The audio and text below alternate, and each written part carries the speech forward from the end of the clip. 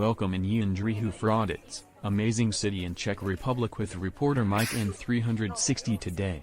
Southeast Bohemia has its own distinctive charm.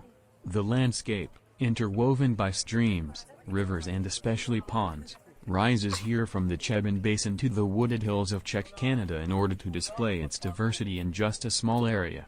And Jindřichův lies in the middle of this natural beauty, a town above the Vihar Pond, whose surface mirrors the beautiful panorama of the Gothic castle and Renaissance palace, a mute witness of the past glory of its former aristocratic inhabitants. A town on the 15th line of longitude, which runs through the Church of the Assumption of the Virgin Mary with a tall town tower, with views of the countryside far and wide. A town that used to be one of the largest in the Czech kingdom until the mid-17th century, a town whose historic center has been declared a town monumental reservation due to its great historic, architectural and cultural value, a town popular with many tourists from the Czech Republic and abroad due to its exceptional monuments and the intact natural environment of its surroundings, a town of the Golden Rose, Jindřichův Hradec. The beginning of Jindřichův Hradec is connected to the existence of a Slavic fortified settlement, located at a favorable position on the promontory of the Nezarka River and Hamerský stream, which was an administrative center for its wide surroundings already from the 10th century and at the same time an important southern strategic point of the state headed by the Přemyslovic dynasty. At the end of the 12th century, Southeast Bohemia became the destination of Vitek of Prčice, who divided this area among his sons. They became the founders of important Southeast Bohemian aristocratic families, of Landsberg, of Strauch, of Usti and the most powerful, of Rosenberg and of Hradec. All of these Vidkovic families used five-leaf roses of various colors in their crests.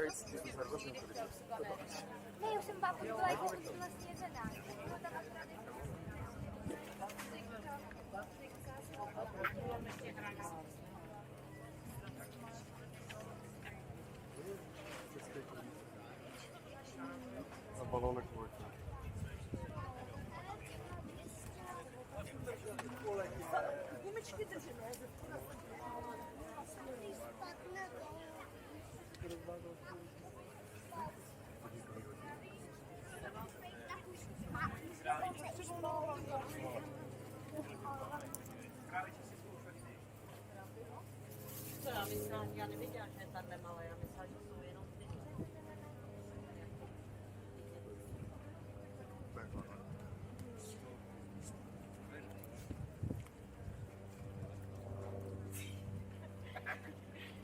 Nechce.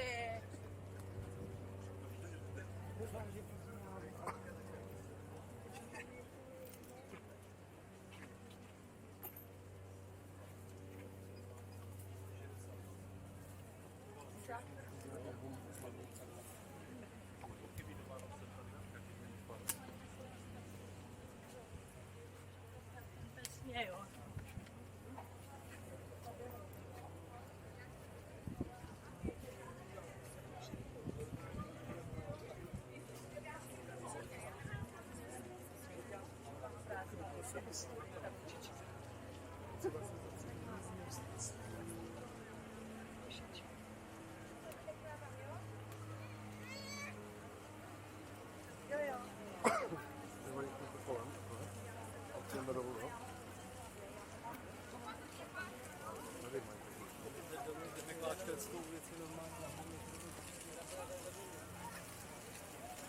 Tak počkáme, počkejte.